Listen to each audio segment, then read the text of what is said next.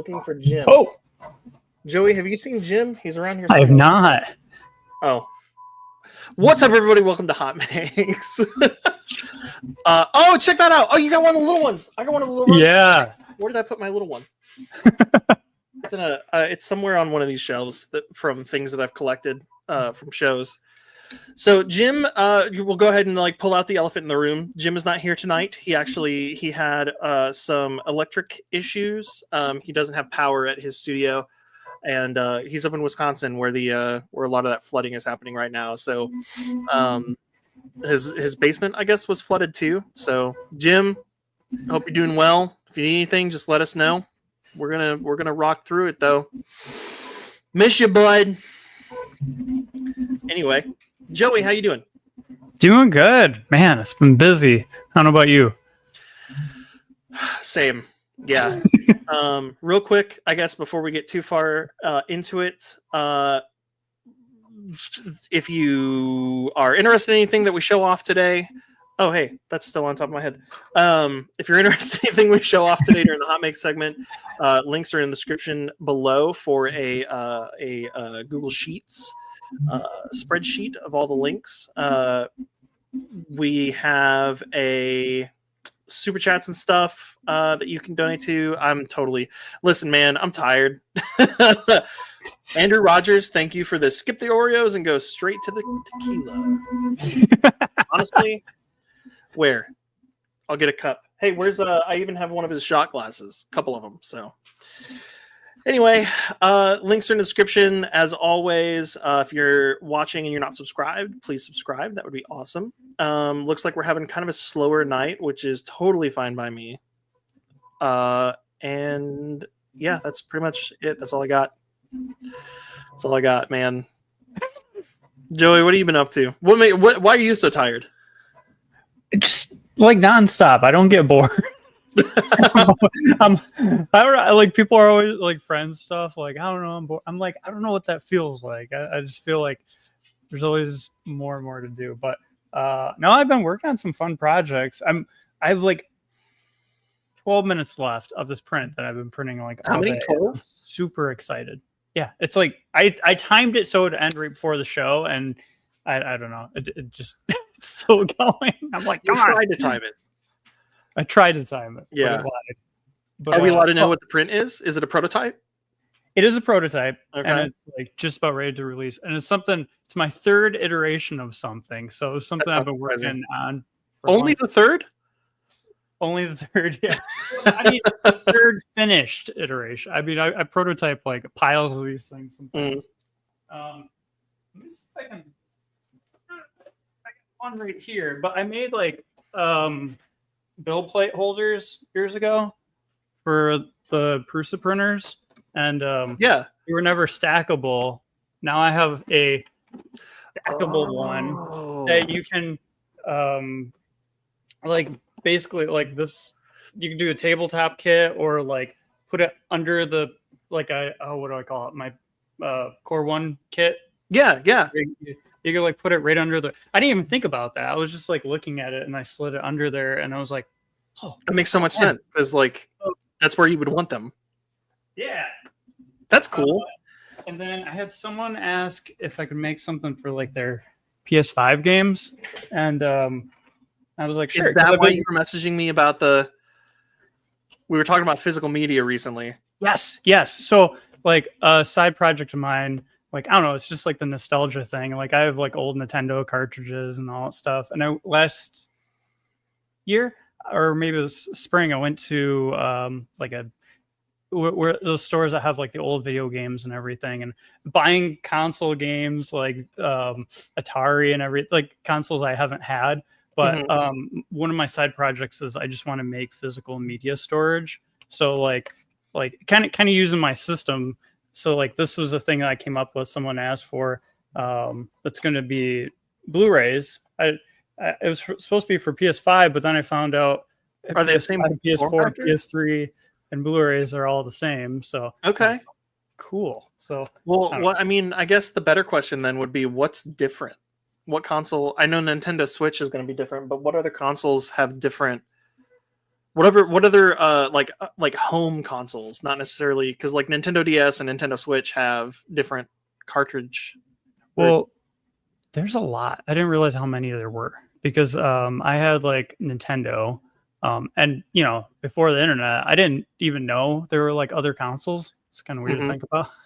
And then I went from that to a PlayStation, but in between there, you had like, there are a lot of CD consoles, but you had like Sega. What was it? There one or two of them had the cartridges, and but they all had different like size boxes for the cartridges and stuff. Yeah. So kind of like their own media formats, and then there's a lot of different other ones. Even Super Nintendo. It's different than. Oh yeah. I guess it wasn't until systems that used disc-based games. I guess it wasn't until then when people started using like a common form factor. Yeah. For storage. Huh. Yeah, and so it's been a little bit challenging to kind of go through because it's hard to find these things unless you go to a store that sells them. And I don't know. I'm at that point where I'm like, I don't even have these consoles, but I just have fun making these. So I don't know, just kind of different. Gets me off. Reminded me of doing the same thing. You just reminded me of Scott the Woz, and I feel like we need to, if he doesn't already have a 3D printer, we need to get him a 3D printer to get some Jurari 3D drawers printed for all of his collections. You know who Scott the Woz is? No. He's a YouTuber that does very like entertaining in-depth dives into different video game consoles or video game themes or franchises and stuff like that. Yeah, I think I have actually. It's like one of those things where I watch the stuff, but I don't. Pay attention to who it's from. He's got a massive collection of stuff, of physical media. But yeah, dude, that's awesome. And is that what's printing out right now? Actually, it's the third iteration. The I recently obtained a Core 1. Oh. Through various means. And I'm going to be creating some cool stuff with it. I have plans actually regarding tonight's guest as well that I'm going to be using it for. But I forgot that you made a set of organizing bins or drawers specifically for the Core 1. So I should make some of those now. It's actually all of his feet. It gets it to the right height, but there's a lot of different feet out there. Yeah. And then I designed just the like bracket to mount it. Like I can take the drawers out of any of the other system and put them in there. So, and then I might even make like slightly taller one, or I don't know. It's one of those things where it's like there's so much to do and not enough time. Yeah. Yep. But yeah. Well, as a result of that Core 1, I ran out of room in my printer room. I was running out of room anyway. Like it was just cramped as it was. But like long story short, the shelves that I was using, I couldn't stack them on top of each other. So I couldn't stack printers. I could only set them like table height in a row across the room. And it's an 8-foot by 9-foot room. So wow. Yeah. So that Core 1 just sat in the shipping box all week while I tried to design a set of shelves to make the room work. And I spent so much time this weekend building those shelves while also like honestly building the shelves wasn't the hardest part. The hardest part and the most exhausting part was just reorganizing the room. Have you ever tried just like, I mean, you could just do it with like simple shapes, but just like I did this with my apartment and then I did it with this house, but just like getting a general floor plan and then just like extrude the shapes and dude. I'm like, man, moving this like 200-pound bookshelf is so much easier with the click of a mouse versus, you know. All right, hang on. I'm gonna pull this up because we're nerds and we had the same thought. So let's see, window. Oh, it's 80 out So- here. You turn the AC on. I did just that. I made a Oh, 1/18th scale model of the 8x9 room, and I modeled what shelving I already had, what shelving I wanted to. These are some cool filament shelves that I wanted to print that are on Maker World. Another set of shelves that I already had, and then trying to figure out, and this is all like that's a 8x4 sheet of plywood. That's a 8-foot long 2x4. There's my cut pieces. Like I just figured it all out digitally before I did anything physically. now what you need to do is 3D print all of these. So that was my original thought process. Oh, really? Yeah, that's why I made it exactly 1/18th scale, because then I could just grab one of these guys and stand them in the room to get an idea for how it feels and how the size is. Oh, that's amazing.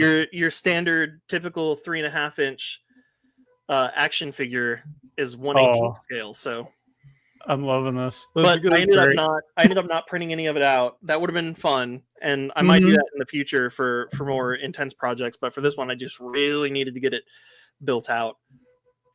That's awesome. So that I could get the printer up and running. Did you get the Core 1 assembled then, I take it? It was pre-assembled. It was an assembled one. Yeah. I printed it in, or I plugged it in and calibrated it and had a test print run last night. But I literally had an extension cord running from another wall to the shelf that the Core 1 is plugged into, and none of the other printers are plugged in yet. Like I barely got to the point where I could turn the new printer on at like 10 p.m. last night, or 11 p.m. or whatever it was. So yeah, there's still some work to do. It is a problem with printers, because I'm like, this is a garage, and like it's supposed to be a 2-car garage, but obviously I'm part of the problem where I'm sitting, but a car is supposed to be here. But I'm like, you know what? It's just going to park a whole bunch of printers, and yeah. So see, I wish I had a garage.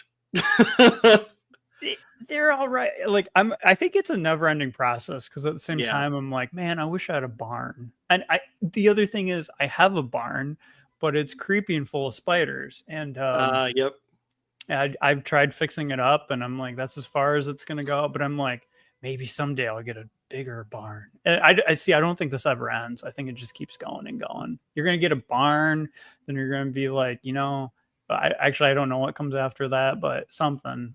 Like you're like, I could have so many, like having, I think it'd be so much fun to just have like an infinite amount of 3D printers. But then at the same time, I feel like that'd be a real problem. Yeah. I want and that's the thing. So many of them, like, unless you're building out a farm, it's like, they're all just slightly different sizes. Yes. That was part of the reason why in that mock-up, in Tinkercad, like I had the Bamboo Lab P1S's were like so tall, because I had to account for the AMS on top. I also had to account for the AMS needing to open so that I could access the filament on top. And then also I have a little riser, one of those risers that everybody prints for ventilation. And remove the glass and stuff. So I ended up needing about 40-ish, 35 to 40 inches between the top of the bottom shelf and the bottom of the top shelf. So the top shelf, after adding a few extra inches underneath so I can use some storage underneath for it, the top shelf is like shoulder height, which is fine because I'm 6'2", but Sarah's kind of like trying to see the bed. Hang on just a second. It looks like it's done. That sounds like a printer homing. Yep. It's lowering the bed. The Core ones I feel like are a little loud. The Core ones? Yeah. Well, I think they had a firmware update. One I have in like the alpha firmware, and the other's just running standard. I think that one's quieter, because you think the firmware update made it louder or quieter? Quieter. Okay, because the one that I literally just flipped on for the first time last night, I was sitting there going, "Man, this thing is quiet." Yeah. Okay. Yeah. And it could be except for when it gets started. when it's doing that little like wiggle in the corner, it's just Slamming. thump, thump, thump, thump, thump. Well, aside from that part. And I got both of these I had to build. One of them was my Mark IV, so it was like a couple of days of building those. And I'm not gonna take credit for being like really good at that process. So like my belt tension wasn't great. You know, that's kind of an issue with it if you don't get them pre-built right now. But if the belt tension's not right, it'll just do that slam thing or whatever for like 5 minutes, and I'm like, is this what it does every time? But getting it just right, I'm like, all right, this thing's not too bad. They're fast too, like compared to the XL. If you have the high flow nozzle, yeah, they're faster than the XL. Oh yeah, that's cool. I think just because I'm sure if I really wanted to, I could play around with speeding it up. I think it would handle it, but I don't know. I just kind of leave it with stock settings. That's fair. Do you want to bring a guest on? I feel like we've made him wait for too long. Yeah. All right. You good? You ready? Let's do it. All right, ladies and gentlemen, Professor Boots, aka John, who I believe you said this is your first time doing a live stream. Absolutely. This is my first time to any of this world, so I'm just going to apologize ahead of the game and say that, a little bit of grace is going to go a long way. Oh, it'll be great. Like I said, it's a relatively slower night. We're just relaxing. I realized as we were chatting, part of the reason why I'm like so off my game is because normally I have this like spotlight burning my eyes. So not having that on makes me feel like I'm not in a chat. I'm just kind of like hanging out. Gotcha. Yeah, that's fair. This isn't in the zone, I guess. Oh, anyway, the studio lighting is everything. It sets the mood. It's like this is real. It really does. It absolutely does. But hey, so for those who might not know, just do a quick introduction for us. Let everybody know who you are, what you do, and where people can find you. Absolutely, I can do that. So I am Professor Boots, or John, and basically what I do is just create little 3D printed remote control construction RC models. And for example, like this little RC skid steer, the idea is to just take like something that everybody could recognize, which is a little skid steer, and turn it into like almost a base level college or high school mechatronics class. So it's built like a little like a robotics project. So you got your ESP32 on the inside, which you can't really see from this angle, but you got like your motor drivers and all that good stuff. So it's just supposed to be like an appealing way to get people into kind of more DIY, Arduino-ish robotics. Man, I clicked the wrong button. I'm sorry. Oh, no, you're totally good. It's a lot more difficult when, like, this is another thing Jim kind of, like, distracts from me clicking buttons in the background. So when I'm trying to listen and click buttons, it's a thing. Anyway, what I was trying to do was I was trying to pull up your channel here to show some video stuff while you're giving a little... There we go. Boom, there we go. So this was the first thing that I found. Like this was my introduction to you, was the forklifts. Nice. Which in my opinion, like, and you were doing this before. I'm sure you've gotten this a lot, so please, I'm not trying to be offensive, but you were putting this project together well before the oh my god, what's it called? The thing that Bamboo Lab is doing with the like circuit blocks or whatever. Yeah, Cyberbricks. Yeah, Cyberbricks. Yep, circuit blocks, Cyberbricks, whatever. Same thing. I won't play the whole video because people need to go watch the video. But my favorite parts are when you're doing a competition and people are just absolutely annihilating everything. Yeah, that's it. It always resorts into battle bots. We get like 15 minutes of good construction in, and then one person breaks, and it's just anarchy from there. And you did another, you did a modified version of the forklift that had a more powerful motor or a higher speed motor where you were like drifting with it and stuff too. Oh yeah, that was so much fun. It's just so silly. It was just so silly. We took that to like this open little cement like warehouse pad that had a really slick finish, and we just spent, I don't know, it was like 45 minutes, just 3 grown adults just laughing as this tiny little RC. Yeah. That's so much fun. So yeah, I guess, so quick context. I stumbled across your channel from the forklifts, and I saved a couple of the like YouTube shorts that I found or that I saw, and I was like, this is so cool. I'm gonna build this at some point. As always, it just kind of gets added to the favorites list of things you want to build that you don't really get around to. But then I kept watching your content, and every time you release something, it was so like captivating to kind of sit there and like listen to your thought process and your design process, and like the things that are important to you while you're designing, especially with the the amount of crap that you went through with the I forget what it's called, but the longer vehicle that has the crane on it. Oh yeah, that was a nightmare.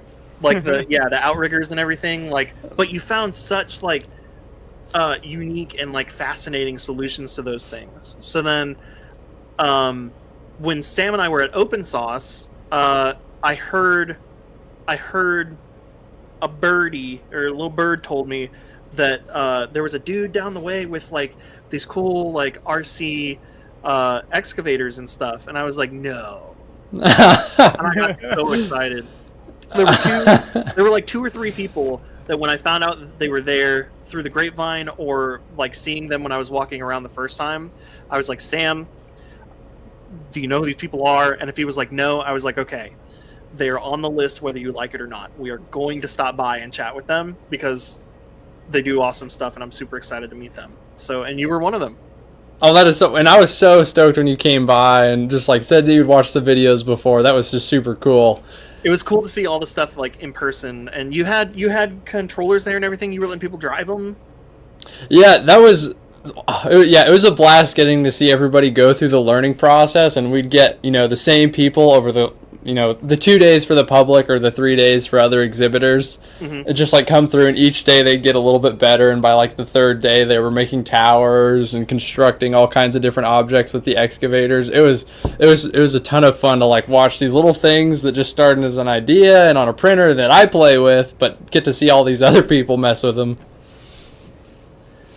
So, sorry, Joey, go ahead. Oh yeah, I was gonna throw out just how crazy it is too, because like growing up, like a lot of toys that you'd buy from the store, like I remember like getting a backhoe or something that had a long wire coming from it, and it could do like 3 little things. But like in your semi-truck video, it was like, oh, we're gonna run data and power to any trailer, and like you could do anything, and it's like, this is insane. Like if I had this as a kid, I honestly would have learned a lot, because I don't know a lot with electronics, and this would be a good project for myself, just for fun and to learn, right? So no, I loved it.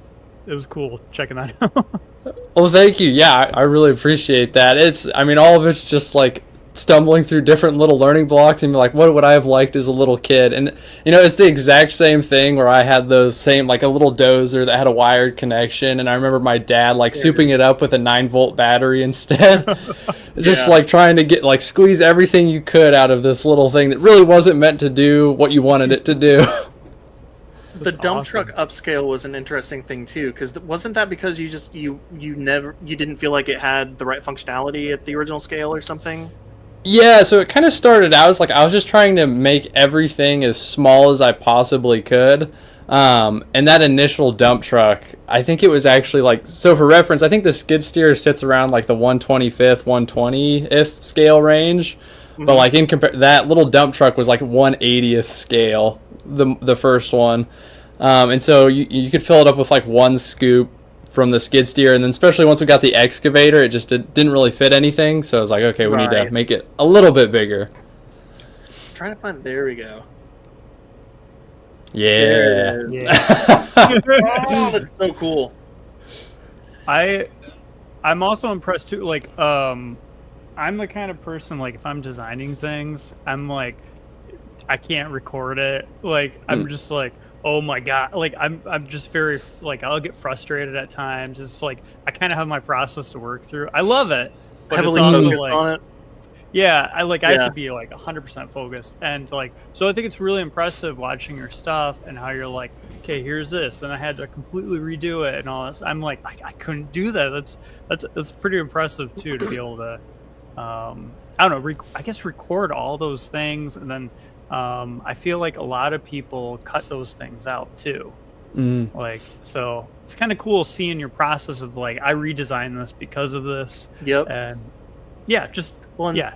Speaking of which, too, your recent change to making tires to get better grip, I thought that was really cool too. That was a super satisfying one. And like to touch on Joey's, like, to be fair, I completely started in your same camp where what I'd actually do is I'd build the entire project first and like go through all the different iterations, and then after I'd done that, I just come up with this massive shot list of like going back through and pulling all these like scraps out of the bins that I had printed.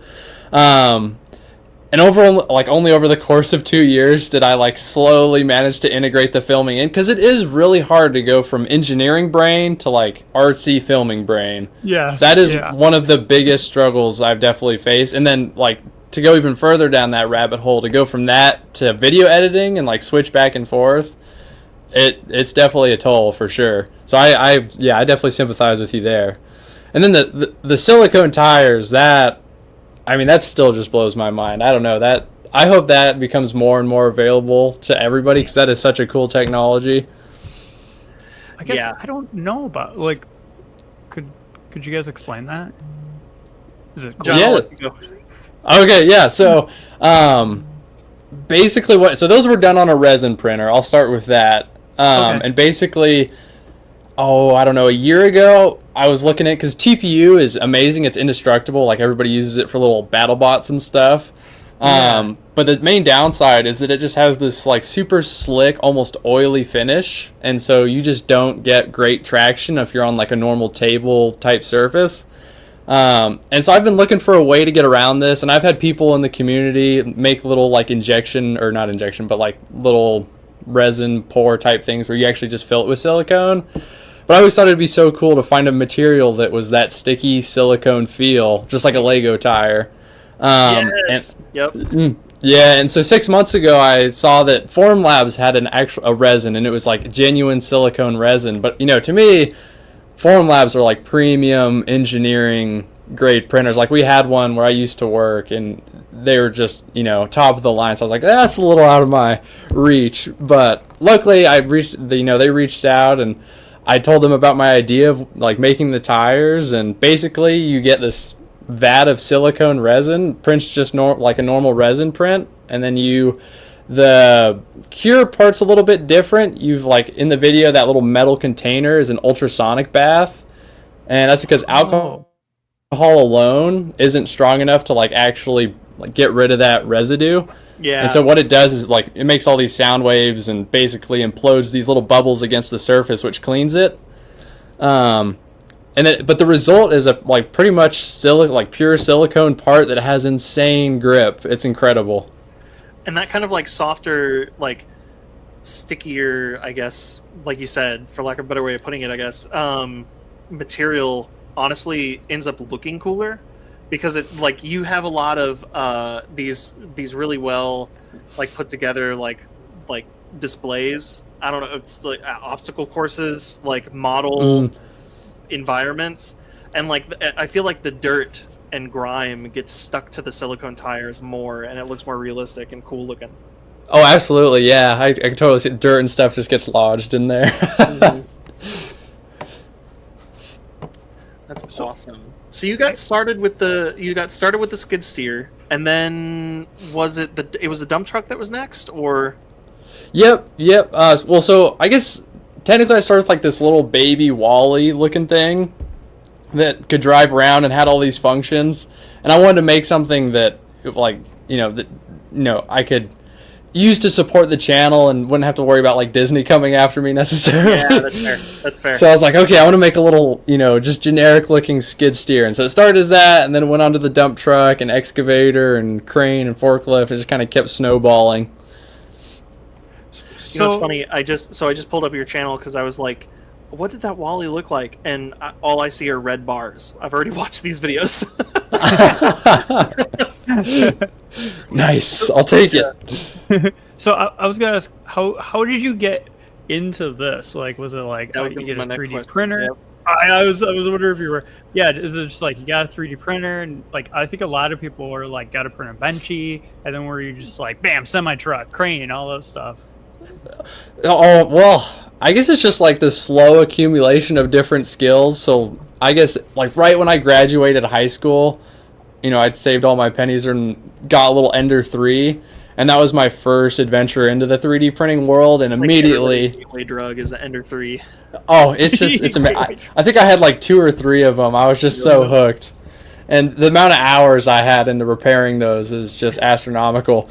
But they still go. Like, I still use them every once in a while. Awesome. And yeah, so it's just, that was kind of how everything started. And I think the first kind of electronics thing I made was this little robotic light for my truck hood. And I took like the servos and stuff out of an RC helicopter and kind of rigged the controller together where I could control the light on my hood with a little helicopter joystick. And so that was like my first robotic use of the 3D printer. And yeah, I don't know, I kind of took a break for a year. I worked on fire crew and that kind of took up a lot of time, and then I went to school, but I got back into it because I took a college mechatronics class, and from there it was just like that's where all of my time went. So I guess what started the skid steer project then? I was kind of trying to think of something that would be like, well, one that everybody would recognize, like, oh, that's a little skid steer, that would like lend itself well to kind of a simple DC motor. Like, I wouldn't have to really complicate the electronics. It'd just be like on-off inputs almost. It really only has, what, 2-3 main degrees of motion?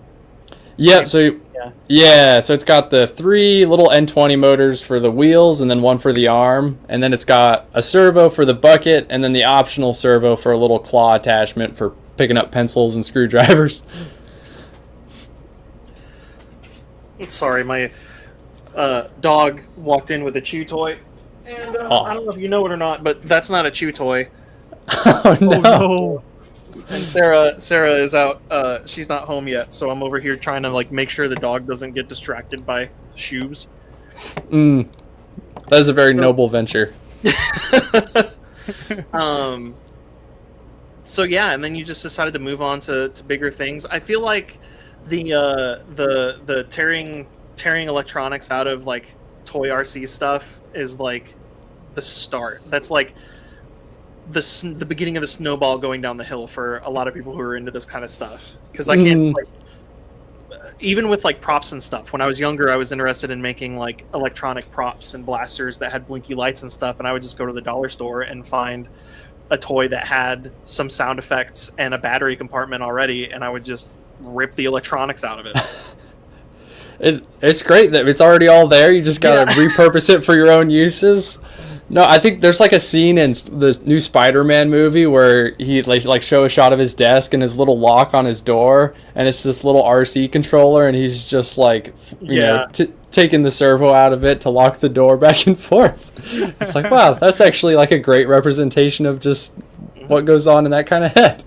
Well, and also while you're learning stuff, when you're just getting started, like, and you're in that initial novice level of understanding for this kind of stuff, like, even a dollar store toy has, like, you're already learning things by taking that apart. Like, if you don't even know what a positive and negative lead is, if you don't even know what it's like to hook up a battery just to make an LED blink, best place to learn is just go to a garage sale, you know? Find some old toy that makes a funny noise and then tear it apart and find out how it makes that noise. I think that is some of the best advice somebody could possibly give. Absolutely. Just like tear into it and see what makes it go. Don't be afraid to break something, and if you're afraid to break it, find something you're not afraid to break. I love those birthday cards that have the little speakers in them. Yep. And then you can rip it out, and it's just like a little bendy piece. I actually hid one in my printer for one when I took to Murph, but it was so loud in there you couldn't hear it. Did you really? Yeah. Like when we were there just earlier this year? Yeah, like when you'd open the door, it'd just start meowing like crazy. Oh, that's awesome. Oh, That's but perfect. it worked. I tested it, like I positioned it just right. Worked great here at home.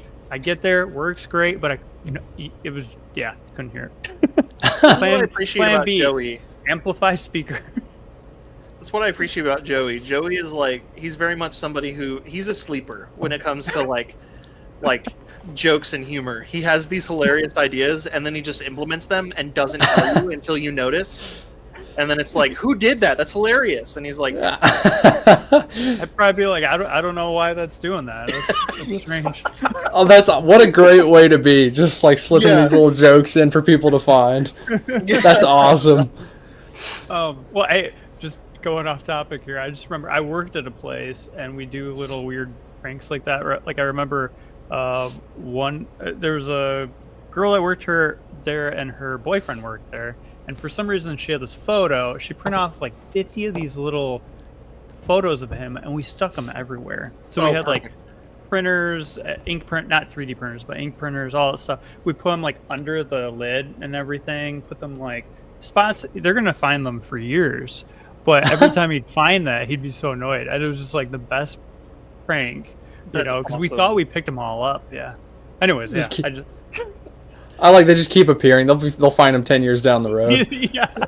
Sarah's favorite is she ordered a bag of like 100 or more of these miniature ducks on Amazon. These tiny little ducks, which Karen will appreciate. And they're just everywhere. I have 2 or 3 of them that I can see right now just from where I'm sitting, and that's without even like moving things around or digging or looking for them. He just likes to leave them everywhere. Then, of course, the classic googly eyes, you know? Oh, I found, actually, at Murph, someone went around, they put this in my printer. It's a little banana. That happened to me, too! Yeah. Whoa! I came back to the table, and there was a little banana sitting on one of the death racers. Is that a little 3D printed banana? Yeah. With like super tiny arms and legs and stuff. That's awesome. I don't know where mine went. Is it resin printed? I don't know. I just remember thinking that it's like super. It was like it was fragile. I was afraid if I breathed next to it, it would fall apart. Wait, was that at Open Sauce? Is that? No, it was at the Midwest Rep Rat Festival up in Indiana. Oh, okay. That was a very hot weekend. Oh yeah, it was the swamp.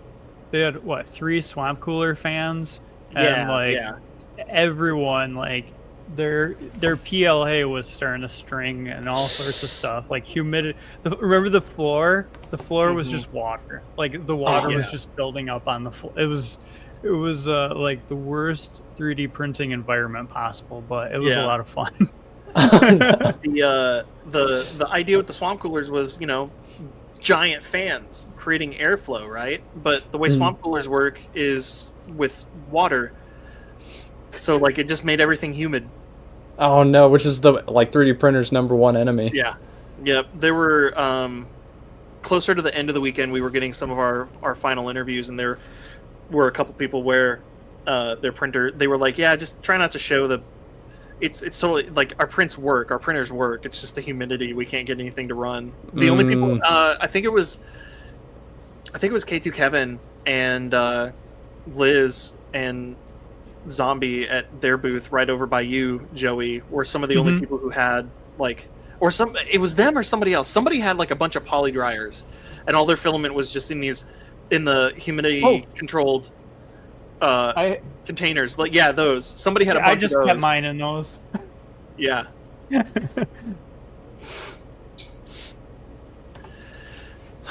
Anyway, so we yeah, can you tell I'm exhausted?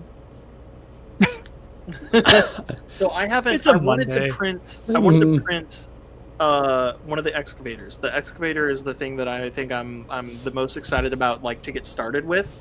And I was careful not to show any of the content because if you're interested in this stuff, you should absolutely pay for the Professor Boots workshop subscription on his website, because it's $10 a month, which is super low, and you have like chaptered like in-depth tutorials on all the things. Like, you don't just have to watch the YouTube video and try to figure out like when to pause it and what details to pay attention to. It's like you've got a whole like masterclass setup basically for each different project, and that's super appreciated. Because I don't know if you could tell when I was scrolling earlier, the excavator, I had to stop at one point because I need to order some parts. Mm-hmm. Oh, that's something that's important to talk about. You design, I think you said it in a few videos, maybe, and then we talked about it at Open Source too.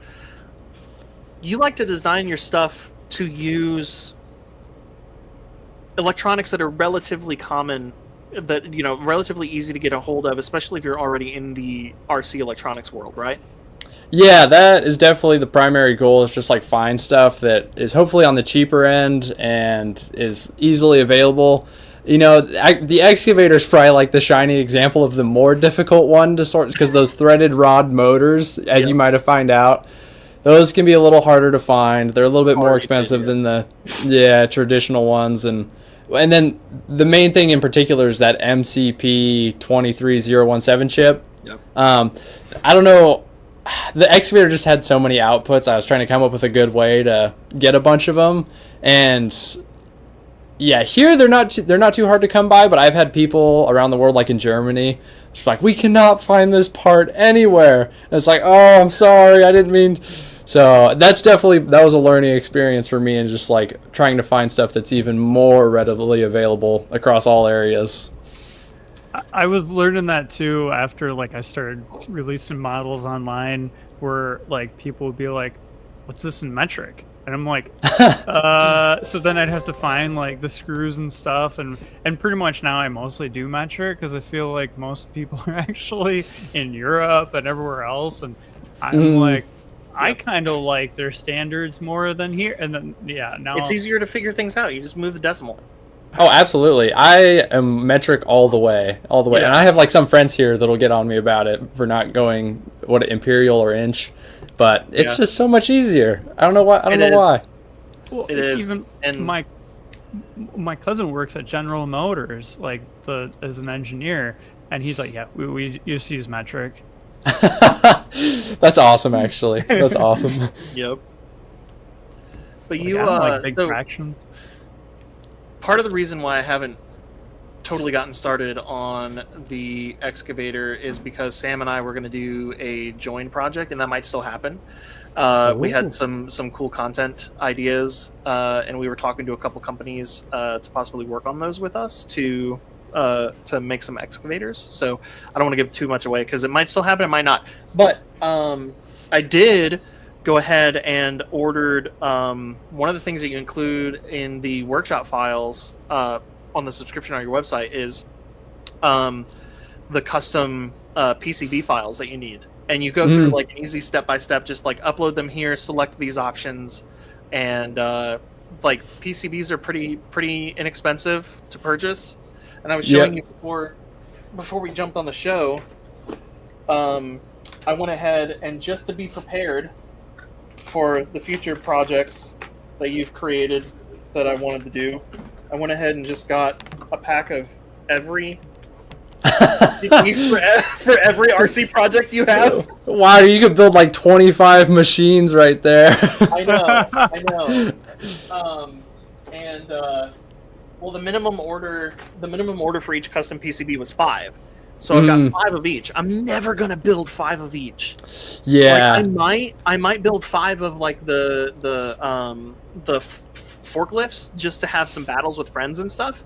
But like, ain't no way I'm gonna end up with like up 5 of the dump trucks, you know? No, it's true. It's true.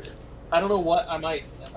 My thought process is I might end up some of the extras. I might end up like adding them to like a hot mix giveaway for Christmas or something like that. I think that'd be pretty cool. That'd be perfect. Combine some of the extra PCBs with like some filament from Polymaker or something like that. We always do a bunch of filament giveaways and stuff like that for our Christmas episodes. So I think that might be a nice little addition. But yeah, the total for all of those was $60 for all of that, and I was like, that's why I was like, oh, okay, there's way more than what I'm gonna need, but might as well. It's true. How do you? I'm not super familiar on my end with like PCB. Did you just order that through like a PCB manufacturer, or is it pre-made or? Mm-hmm. Yep. I mean, you can do it like anywhere. I mean, I have used JLC PCB in the past. I might start using. Totally spacing the name now, but there was a booth next to me. Yeah, that one too. Or there was one. It was based in Colorado. I mean, they're basically just little power distribution boards. You're not getting anything populated on them. Mm-hmm. So you could order them from almost anywhere, and it'll be, the shipping is going to be the most expensive part. Yep. That's awesome. Oh, I guess I should have mentioned that too. That was $60, like including shipping. Wow.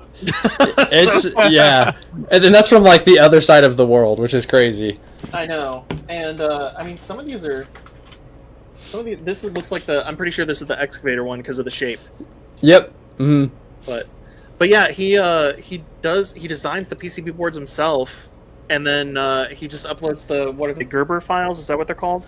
Yep. Yeah, exactly. And then, you just download that zip file and upload it and just order. That's pretty much awesome. it. Yeah, and it sounds way better, like way smarter than it really is. I mean, all the super electrical engineering stuff is happening on those little breakout boards. I'm just like sending power to little different places to get rid of the wiring, basically. Yeah, that's awesome. Okay, so Battle Cry says build Devastator from Transformers. Here's the thing. I won't confirm anything, but there's a reason why my treads are in purple TPU and I ordered purple PCBs. There's a reason. There might be some lime green filament involved as well. Just saying. Wait, what is Devastator? Does he transform into an excavator? Yeah. Well, Devastator's he's like 5 or 6 construction vehicles that turn into robots, but then they also turn into limbs to combine into like a giant robot. That is so. I did not know that. That is so cool. And I'm a huge Transformers nerd. Like most of Devastator at this point. That is so cool. I did not know that. If you're not sure what vehicle to do next, just figure out which Devastator components you haven't done yet. Yeah, it's like we got the dump truck, we got the dozer. We need a dozer. Okay. That's I should know all the names, but I don't. I know the excavator is Scrapper, or not Scrapper, Scavenger, and then the dump truck is there's a cement mixer called Mixmaster. I forget most of their names, but yeah, there may be a Scavenger on the way. That is super cool. Okay. Battle Cry. Sorry, I think the puppy got into trouble. Oh. Uh-oh. I don't think it was just the one shoe. The one shoe? That one, yeah. Oh no. Where's Uh-oh. I don't know. I have no idea.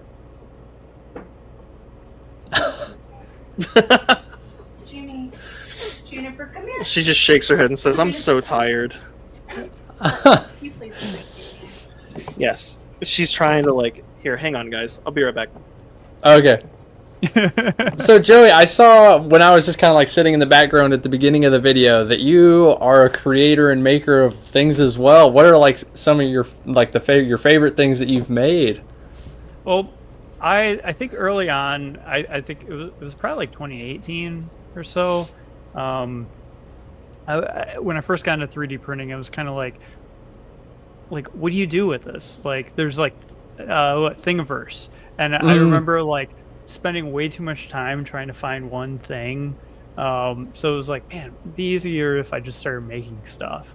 And, so I don't know, I just made like useful things. Like I always wanted to make like tool holders, all that stuff. So I made like Ryobi battery holders and all. I couldn't find them half the time, so I'd make those. And like one of them was, of course, a drawer, and I would say that's probably my favorite. But it's more than just the drawer. It's the whole like it started super simple, and then of course with like 3D printing, you can just keep revising, and improving. It kind of turned into this whole like snapping together craziness thing, and yeah, I don't even know what it's turning into now. But I just keep thinking of like, all right, it was designed as an under table solution, and then people were like, you need to make it a tabletop kit. So then I made it like turn into that, and like people are like, now you got to make it attached to the wall, and I'm like, oh my gosh, the physics are like, because it's one thing with like 3D printing, like it's like I'm not making a toy out of it. I'm making like something that has to hold. I don't know what they're putting in it. I don't know if they're putting like 20 pounds of bearings or what. And so trying to design for that, and like I'm not an engineer, but I have to run like simulations and other things, and then at the same time when you do those, you know, it's like the layer adhesion can vary, the material that they're working with, their machine, they could be printing on an Ender 3 in 2025, and I don't know. You know? I don't know. I think as soon as you start running simulations, you are by far an engineer in my book. Yeah. That you have qualified. You're like leagues ahead of me, so that is awesome. Thanks. So Yeah, what do you use to design all of it? So I when I was little, I would just start playing around with any trials I could get my hands on. So like 3ds Max, Rhino, a few other ones. I used to use Google SketchUp, and I used that up till like 2018 until I discovered Fusion 360. And man, I hated Fusion 360. I thought it was like the most painful thing in the world. Like I'm like, why does it keep switching this 2D view? And I'd like switch out of it, and then so I kind of painfully learned through that process, and I love it now. I have a hard time going away from it, but I am learning Blender right now too. Nice. And that is awesome. Actually, Sarah wants to learn Blender. Yeah, I'm working on. It's powerful, especially for being like the price point's great. You know? Isn't Blender free? It's free. It's free. Yeah, it's open source. that is the best price point. Yeah, exactly. Yeah, you can donate to it, but man, it is like you can like there's so many things you can do. I could just keep going on. Like I feel like I'm just like swimming through like this tiny little part of it right now, because it's like there's sculpting, there's animation and all that stuff. So I don't know. It's crazy because like I feel it. 3D printing, you do like one thing and then it opens up all these gateways to like, oh, I could do that now and this, that. Yeah. It's crazy.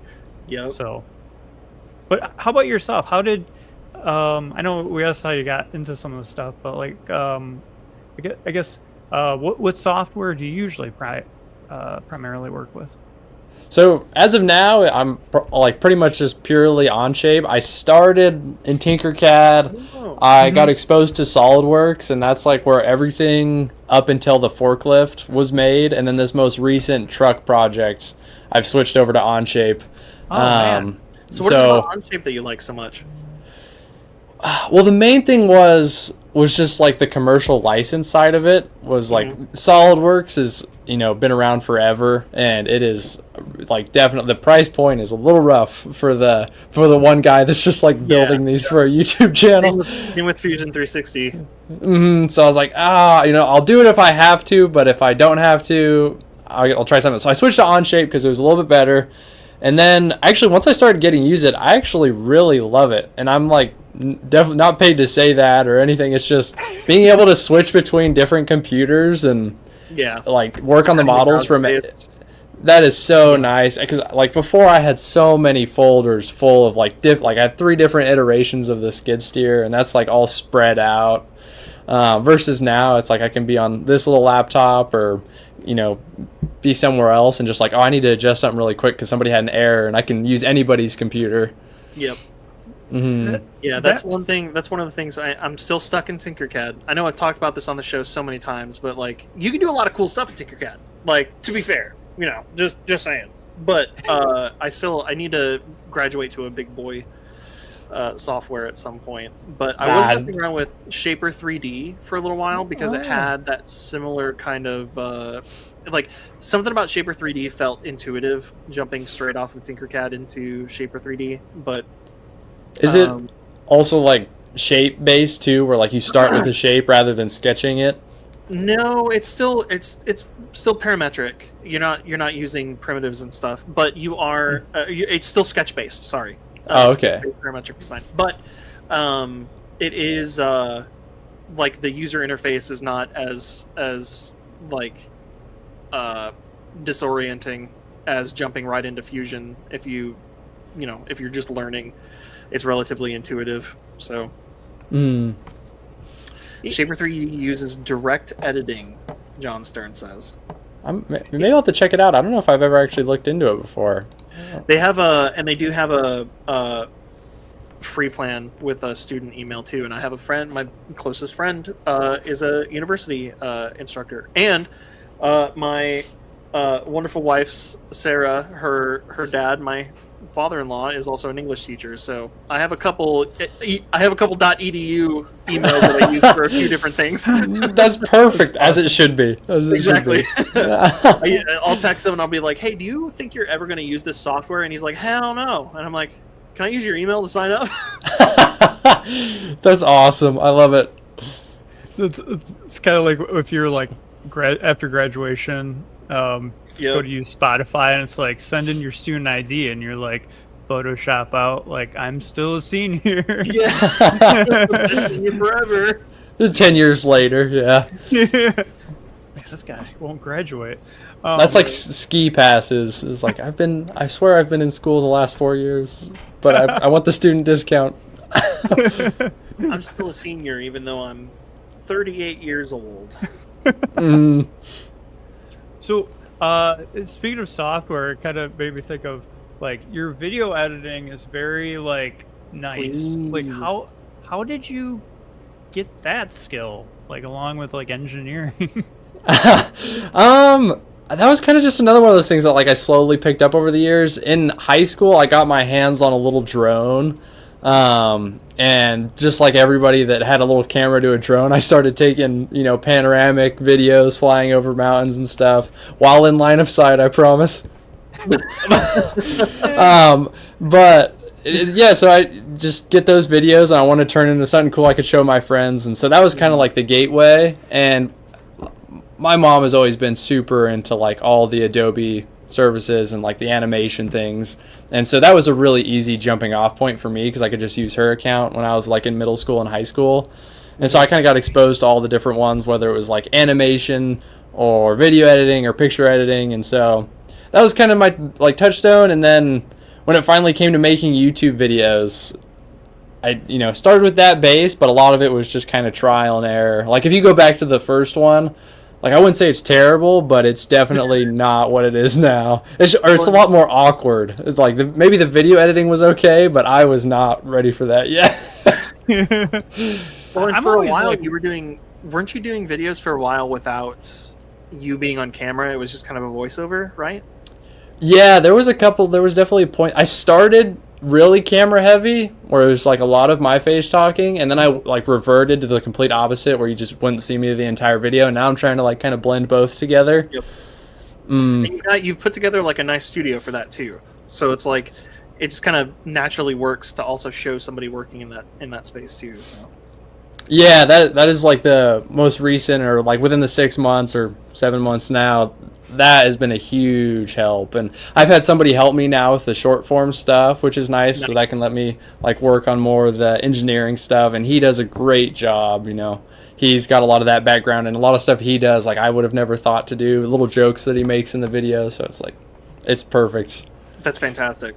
Yeah, and you can get like you can really get down a rabbit hole sometimes with video editing, where it's just like you don't pay attention to the things that you wanted to work on, and you don't realize how much time has gone by, and when you're done, all you have is like a 30-second thing to post. Yeah.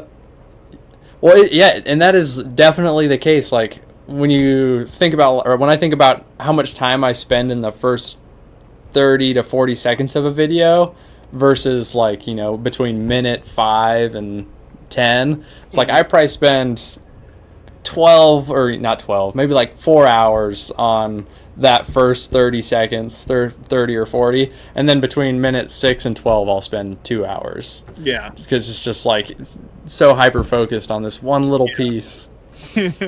My biggest struggle is like I don't like putting music or videos up without like any music or anything, and then like just a weird awkward silence or something, right? So I'm like, all right, like I gotta get, and it's every time I'm like, well, I can't use the same music I used last. I don't know, it's just me.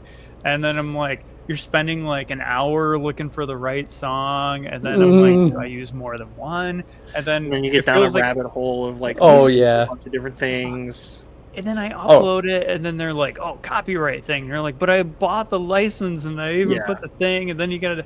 I'm like, I still haven't figured out like half that stuff. I just feel like I'm always like I don't know. That's the. I'm like, if just no one cared about music, if music didn't exist, it'd be great. No, it'd be terrible, but it'd make my life easier. Oh, I 100%. Anybody that's made YouTube videos and is watching this right now is completely relating with you, because that is a struggle we all face. It's just how loud should the music be in relation to my voice? Is it over drowning, or is it kind of awkward still? If it's too quiet, it kind of comes across as like a mistake on it, like you didn't turn the track off on accident. Yeah. And then you start recognizing them in like other people's videos. You start recognizing music that you either chose for yours or like skipped past because you didn't like it. Yeah, you're like, hey, that's my song. Yeah. Yep. You can't take my song. Wait a minute, I found this on Epidemic Sound first. Yeah, exactly. Exactly. Yep. Well, Struggles do you want to hang out with us? Stick around to check out some of the hot makes that people have submitted? Sure, yeah, sounds great. Okay, Joey, did you want to go over anything else before we jump into hot makes? I think I'm ready for the hot makes. All right, we're ready for the hot makes. Ladies and gentlemen, it's hot makes time.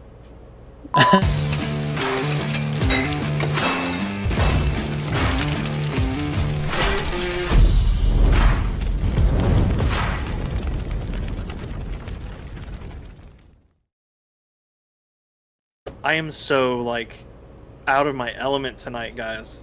I don't know what that was. It's hot makes time. What was that? What was It's that? a Monday. It's a Monday. I guess so, yeah. You need to have a list of like things like printed on the wall or whatever of like random ones. Spin the wheel, just say it. Just in front of me is a dry erase board with like the emergency things. Like, how did you get started? Where did your motivation come from? Is it hot makes time yet? Like the things that when my brain goes blank, I could just read that and be okay. Just spin a wheel. It goes to the same one every time. Just ask that one, Caleb. I'll take it's hot makes time for 300, Alex. We're just gonna see the wheel spinning in like the reflection of your glasses. Yeah. Like, oh, I see what's going on here. It's gonna be someone holding up like cue cards or something. Like, yeah. Oh no.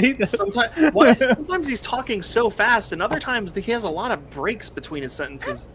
It's the intern. Anyway, first thing we got this week is Trevor 3D Prints, calling the project done after many Amazon headaches for the ferals. 3D printed ukuleles. Ooh. Oh, Sarah's gonna love this. oh, and it's a video. Oh, these can be I crazy. just heard her. Did you hear that? Oh, never mind. Oh, audio. Normally I mute Jim's audio. I don't know if that came through, but check that out. Dang. That's amazing. So I'm guessing... So I printed a ukulele a while ago, like years upon years ago, and that file printed with like... Oh! Okay. So that's how it printed. That's cool. Because the file that I printed a million years ago printed like this edge right here was on the bed. So there was always a flat spot, no matter how you printed it. Huh. But this pattern looked like it was printed like flat on the bed. So that's cool. Yeah. And that's incredible that we're just 3D printing instruments now. Yeah. Right. What is this world? There was somebody out in the grass section of Open Sauce that had 3D printed like brass wind instruments. They had like a French horn and a tube, or not a tuba, a trombone. Very cool though. It's crazy that to think like 3D printing can achieve like I mean, like you listen to some of the instruments, it'll be like, oh, it doesn't sound like the real thing, and it's like, no, it sounds pretty darn close. Like the like violins and everything. Like I don't know, I think it's pretty darn awesome. Yep. Yeah, the dude who there's a guy complicated. who had a 3D printed violin there too, and he was playing it, and Sam was like, is it a violin or a fiddle? And he's like, it's the same thing. You just depends on how you play it. And then he sat there and he played like some Irish pub dance music, and then flipped gears into Mozart, and it was just the coolest thing. That's awesome. That's amazing. Anyway, so let's see what else is going on. We got here Midnight Wolf, Ooh. another rope bowl 2.0 by James the Printer, printed in Polyterra Sakura Pink. I haven't seen that color yet. Check that out. It looks like Twizzlers. Yeah, I kind of want to eat it. It looks like bubblegum Twizzlers. Yeah. You said exactly what everybody was thinking. If my girlfriend was here, I think it'd be a fight. It reminds me. It looks like the same kind of like texture as either like a pink frosting, or like a Remember what were those called? The things that like they're in like a circular container that snaps open like perfectly in half, and it's got like a tape roll of bubble gum in it, Oh, and it's like got a powdery texture to it. I forget what that's called, Yeah, but I know exactly what you're talking about. where the absolutely unhinged children in your class would just pull the whole thing out and take a bite out of the side of it.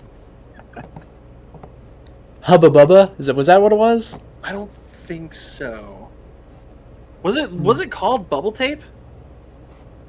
Yeah, it is. Is it Bubble really? tape. Yep. Okay. Good job. Well done. Bubble Oh, tape. I Yeah, think there was they- bubble. So I also have to take this in the chat because people are in the chat. Bubble tape. That might have helped. Sorry. That's very cool though. I love that color. I gotta check out that color. Sarah will love it too. We got Fix'em Dude. Oh, James the Printer, who designed the thing from the last Hot Mic. Finished my Sam Prentice tiny bike on my Bamboo Lab H2D and X1C. 13 kilograms of nylon carbon fiber, nylon glass fiber, and TPU. That's Wow. not cheap. No. Jeez. That's See, a lot of people are printing these in PLA. Like, they're designed in a way that makes them pretty solid, even in PLA. But if you're printing it in, like, carbon fiber nylon and glass fiber nylon, like, it's not. You're fine. It's like It's gonna be military grade. The military grade, yeah. indestructible. Right? You're like But jumping I love the dirt little bike wheels. track. The training wheels on the back are fun, too, because these things are relatively stable because of the two wheels in the back already. Oh wait, so it's not supposed to have those little It wheels doesn't coming normally, out? no. This is the first time I've seen one with the extra training wheels on it. Oh, I gotta check that thing out. That would be so much fun. Yeah. So Michael Baddeley, he does a lot of the designs for like 3D printable R2 units and stuff, like the droids, the full scale droids.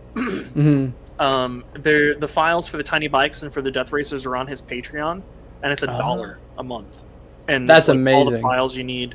The most expensive part of the bike is just like the electronics, basically the motors and stuff. Huh. But I actually have. It's kind of hard. Well, you can't really see it, can you? Right there, that totally beat up box contains a like 70-ish, maybe a little more percent complete tiny bike, and some electronics and hardware for another one. I've been procrastinating because I'm afraid to open the box because I think it's going to be missing stuff because the box showed up so beat up. You're gonna like accidentally mix things up, and like next thing you know, you're gonna have one of these with like forklift things that are motorized in front. There you go. There you go. Just a little monster like creation of everything smashed together, all the projects. He's like, wait, these are way too small. Let me increase that scale. Like, what have I created? Suddenly he's sitting in a full-scale 3D printed forklift, but he's holding one of these tiny bikes that's like this big. And he's just like, I don't know what happened. I have no idea what happened. Instructions unclear. That's what we need to find someone with a lot of filament, and we need to just take one of your vehicles and print it at 100% scale. That would be awesome. Dude, That would be Like, oh, the electric motor wouldn't work, so I had to put a small block V8 in there. oh, dude, that actually would be the best video. That would be so funny. You've seen those those like little excavators that you can like it's actually used for like trenching and stuff. Oh, the Temu excavators? No, I don't think. I think they're actual like they basically it looks like you scale down an excavator but you like stand on the back of it, or like you've got a bigger cage or something like that. And the bucket is like this big, but you use them to like dig trenches for piping and like posts and stuff. But like that's not too far off from the size of a tiny bike.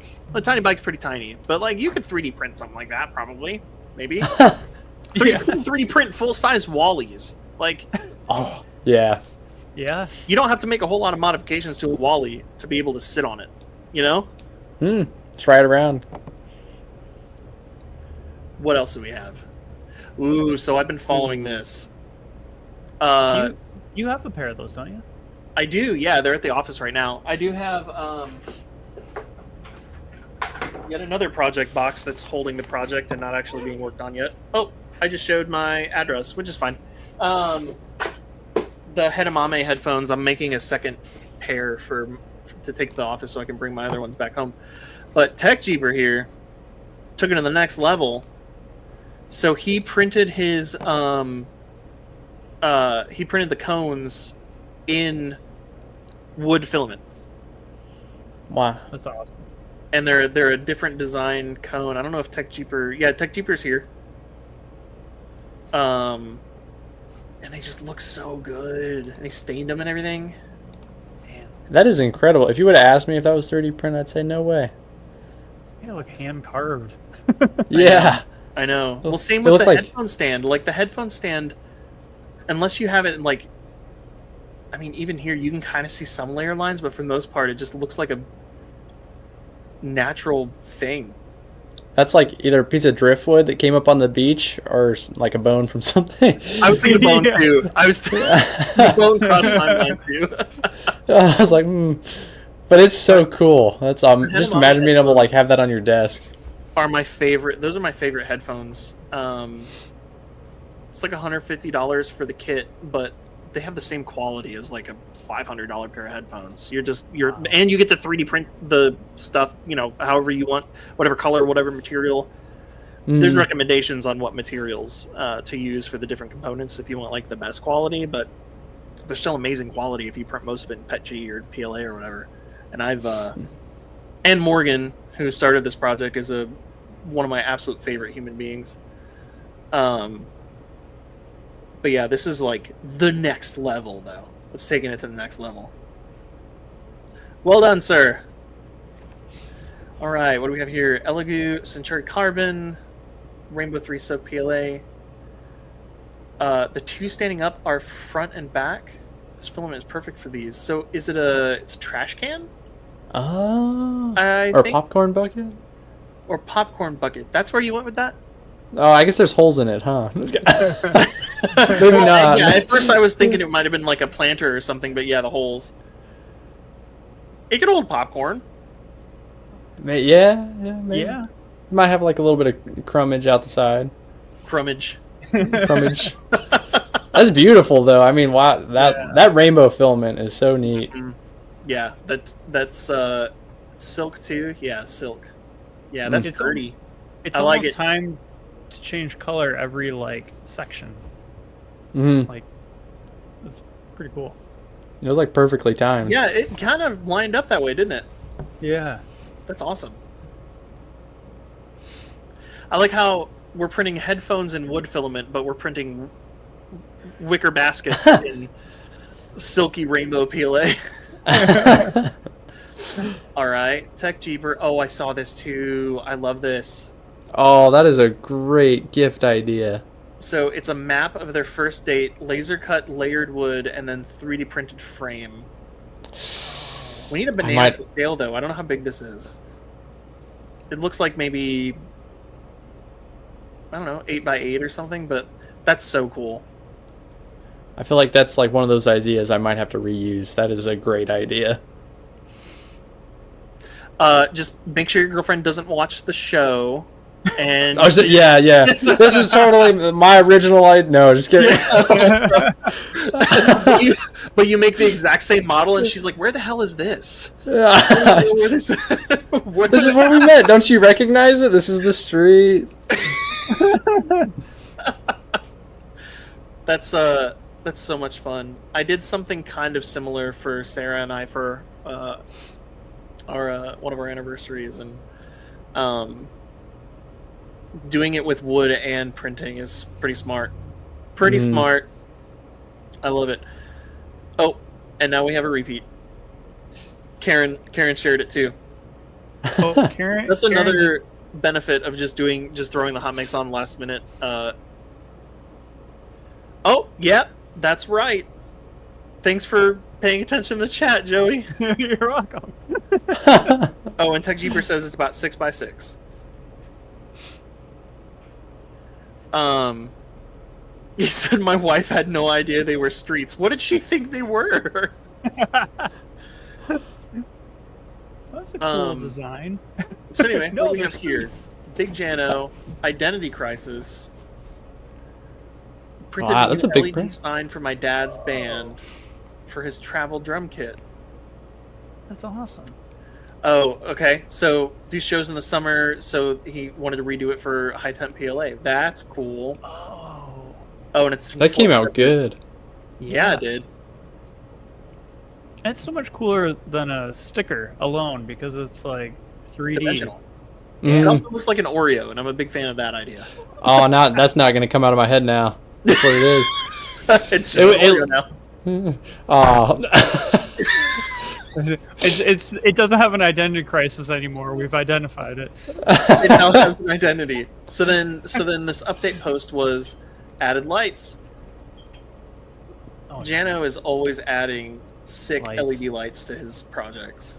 He What a has great these really gift. cool light panels that you put on the wall that Mm-hmm. they look super premium, and I don't know, I think they're even more three-dimensional than anything you buy in the store. Like, I think definitely what are they called? They're like called leaf panels or something. There are a lot of gamer streamers that have them. They're like triangles or hexagons that you can like plug together and make weird patterns in your backdrop. He designed some of his own style that are, of course, the maker world version of it. Make them yourself, print the things or print the cases for them and stuff. And the nano leafs, that's what they're called. yeah.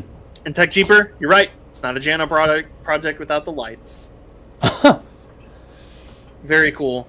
Very well done. Also, very, like, if you told me your dad had a band that traveled and played gigs in the summer, and you gave me 3 guesses, I feel like guess 2 or 3 probably would have been something like Identity Crisis or like Midlife Crisis or something. This is very with the glasses too. This is a very dad band. Mm-hmm. Yep, that is 100% a dad band. Oh no. Oh. Oh, I don't know if I think this might actually be the worst possible response to this, but I don't know if I've actually ever dipped an Oreo. That's I not think the I've worst possible response. That's not? No. The worst possible response, and the reason Karen brought it up, there's a running joke with the show where Jim decided for some reason to let us know one time that he just runs his Oreos under the sink, just under the tap water, just to soften them up real quick because he's in a hurry and he wants his Oreos to be wet. I'll see if I can find the video. Yeah, I'll have to go back through and see if I can find that. That's like the same kind of person that puts the milk in first and then the cereal. Don't call me out. Don't do it. She's thinking about it. Are you one of those people? No, I don't do that. Who would do that? That's my talk. Okay, Liz, Monday is the day. Twitch front page, 7 p.m. to 11 a.m. Eastern. So what time is it Eastern time right now? 8:23. 8:23. So 7 p.m. Okay, 7 p.m. to 1 a.m. Special guest from Stand Up Builders team and Zombie Hedgehog. Always fundraiser. Okay, cool. So this is going on right now. Is that what's going on? Where's the link? Give me the link. Twitch. Right. I thought I saw Liz in the chat earlier. Maybe I didn't. Let's see. Let's see what we can find here. I want to see if it's going on right now. That's not it. Chain for T-Pain. Okay. Well, I think it looks like, based on that information, it's going on right now. But also, Liz sharing Dave makes stuff. What do we got here? Some alien-looking plant life designed for wood filament. Everybody with the wood filament. What? Oh, that looks good. That's cool. That is awesome. What am I looking at here? I love like organic, because I just don't make stuff like that. I love these organic like models. It's like a sand dollar. Yeah. Printed with Sliceworks 3D white pine and dreamy rainbow from on the Lulzbot Taz. Designed with N topology. I haven't heard of that before either. It's probably like generative or something. Maybe, but like, it looks soft. Like it almost looks like something that's crocheted. Yeah.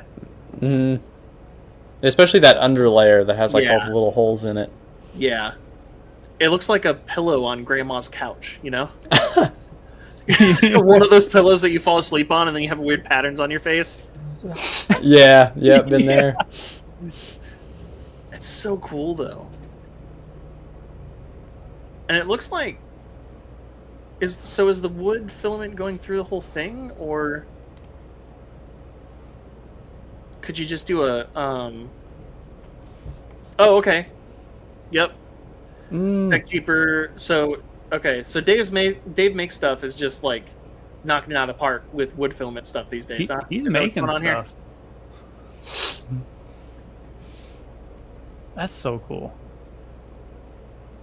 T-Pain was on Polymaker Discord. What?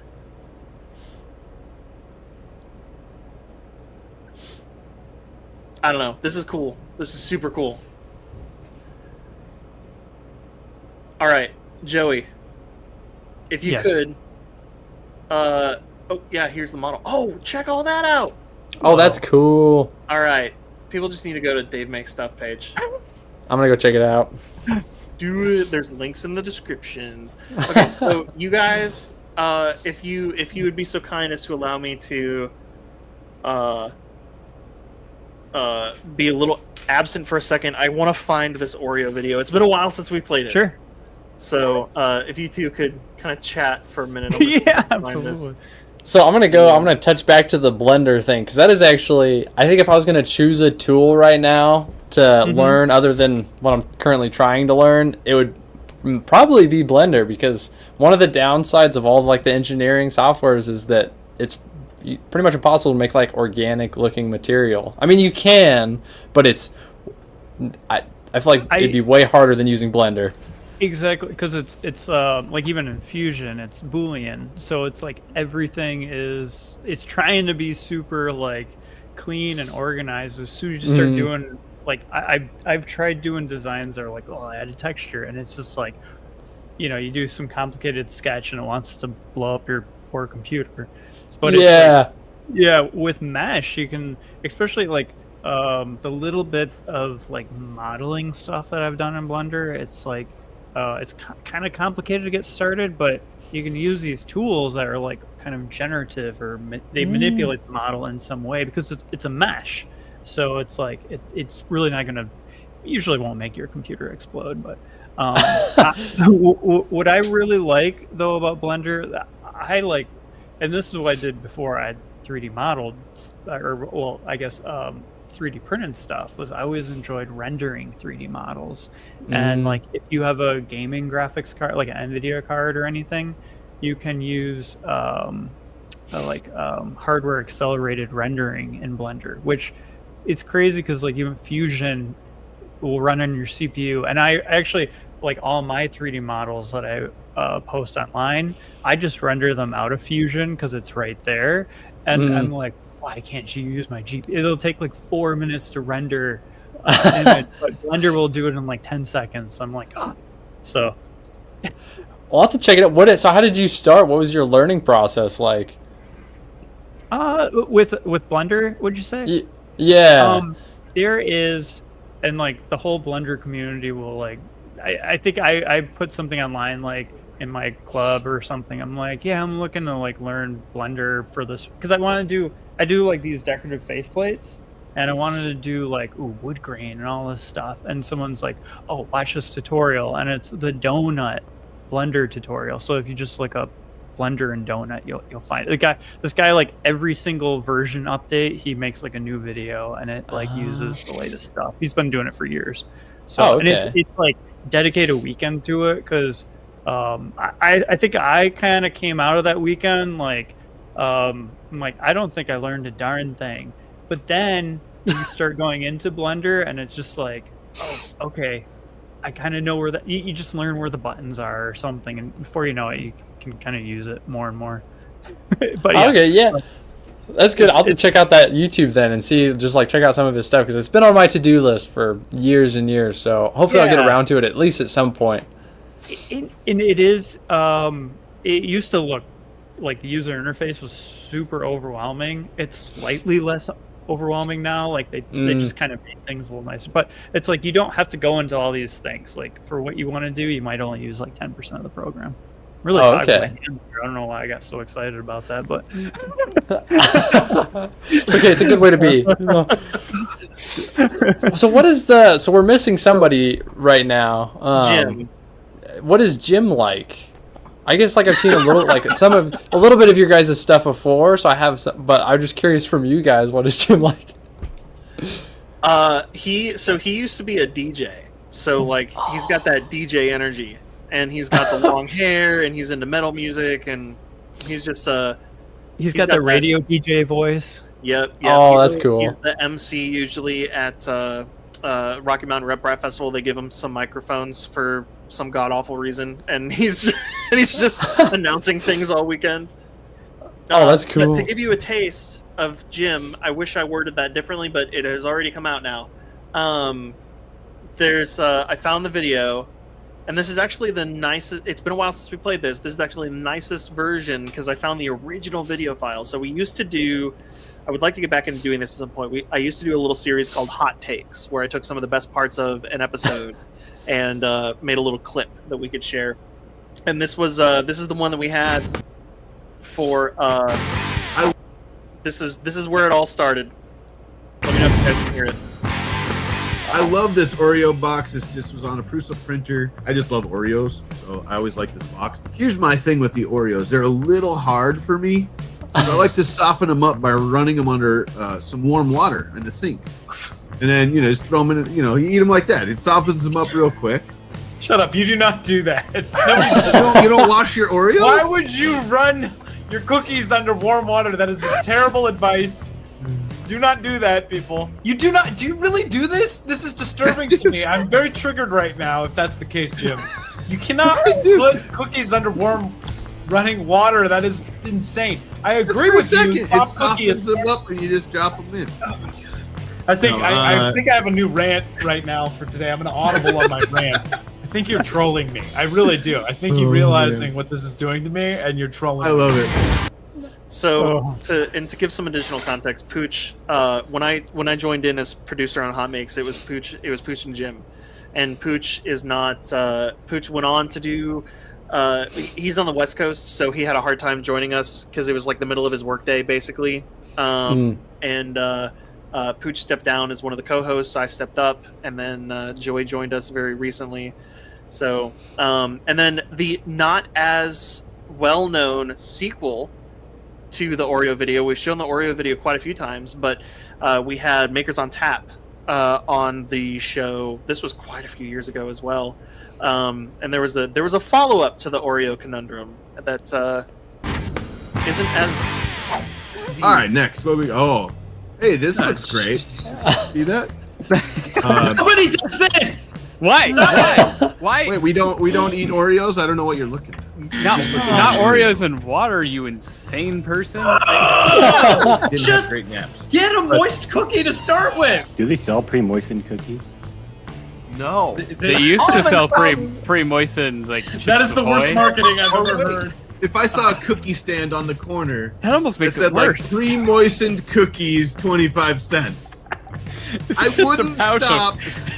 Hard pass. Hard pass. Genius. Or is it a bottle of milk with, the surprise cookie treat inside? Just chunks and floaters in the milk. It's and it's called. That's what it's called. It's called chunks and floaters. No. That's it. Wow. So there's your context behind the Oreo. Oreos and water is a common thing on this show, unfortunately. Also, Jim turns blue once in a great while. There was, yeah. He has There was camera a issues. He time. turns blue every now and then. His camera's free. So that's I still have not released the file, but I still. One of these days, I'll release the. Oh, you can't see it because of the light, but the Edge of Tech and Hot Makes. quadruple stuffed cookie. Yeah, with the clicker in it. That's awesome. Little Oreo. The mega stuffed clicker Oreo. Please let me know when you release it. I will print multiple.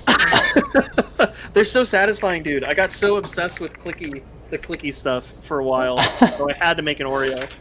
What is it, like a cherry brown key or something in there? It's I don't know. It's a keyboard key. Oh, just a little keycap. Yeah, 'Cause and it just plugs in on the top. That's You get, cool. like a cherry brown key. They're like super satisfying. Like you can get Yeah. all the different like flavors of keys and like.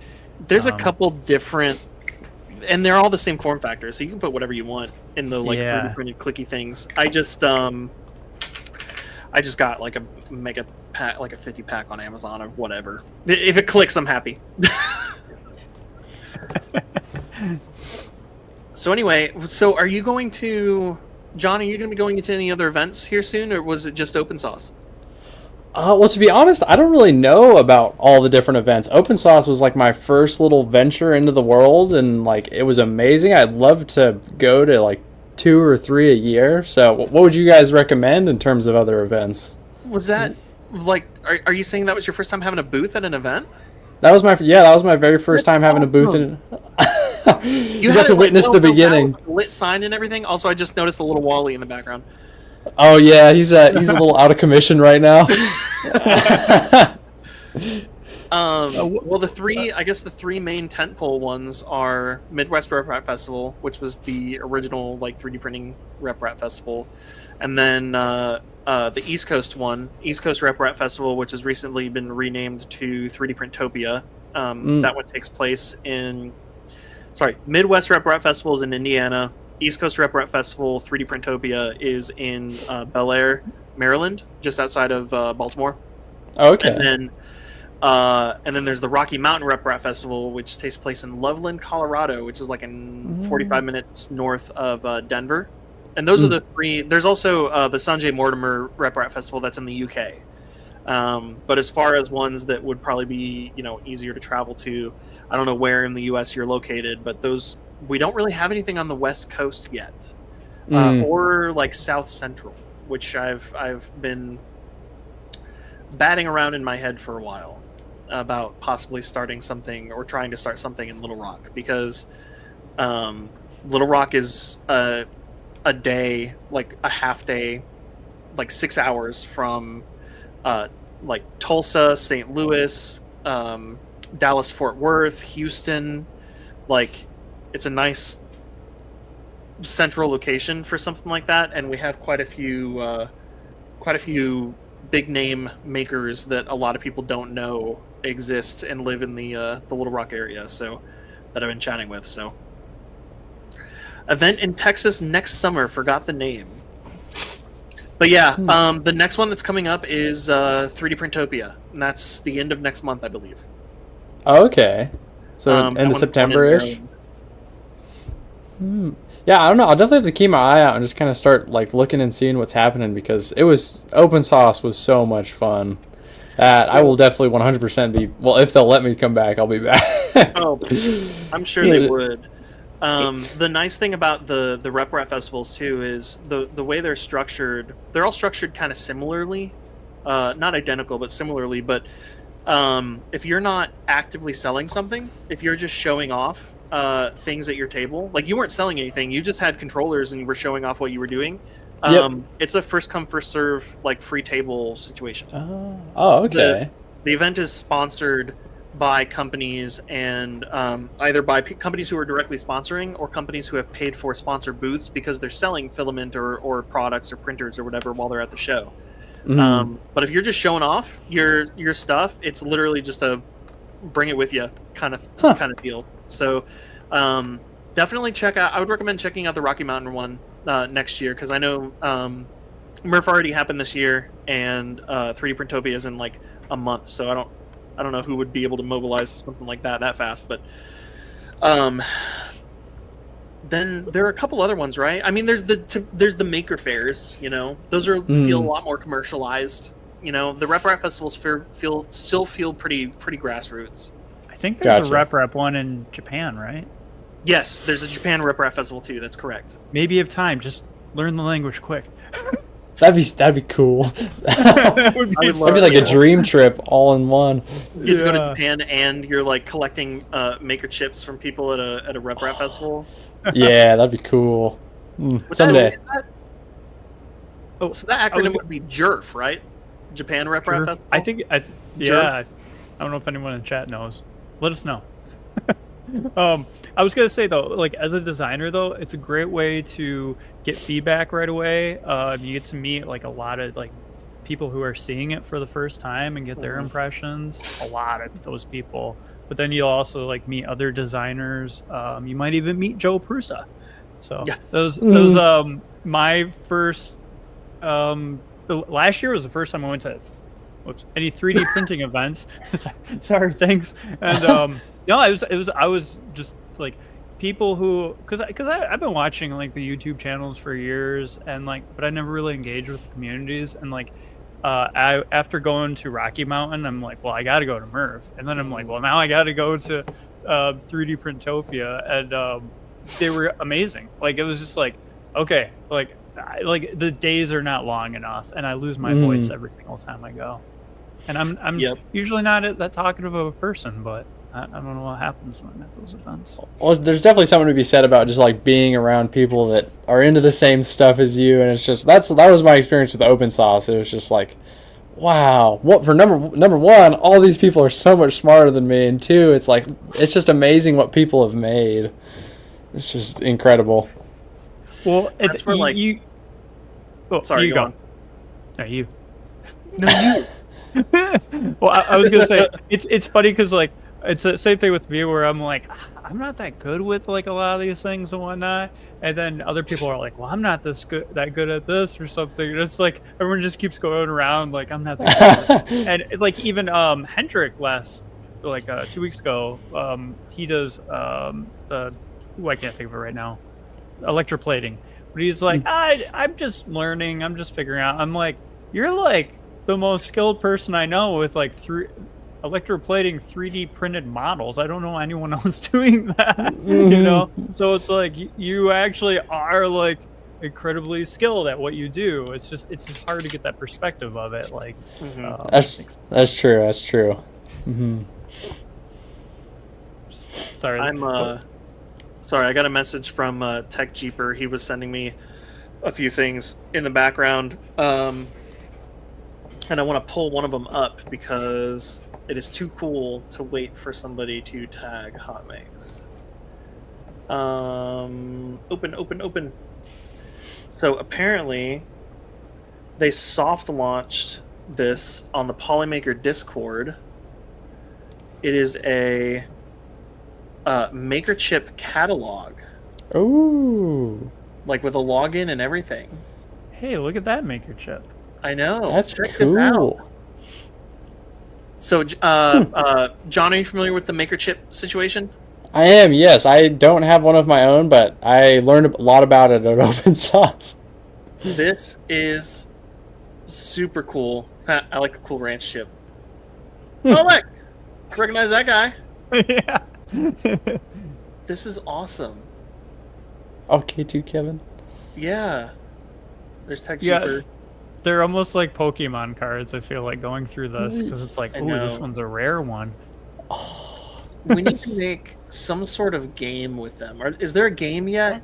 No, that's what I was pitching too. I was like, oh man, it'd be so cool if it I'm sure eventually something, I know there's the competition where, like, at a lot of the Rep Rap festivals, Polymaker does a thing where if you collect, 50 maker chips over the course of the event, you get a spool of filament or something like that before you leave.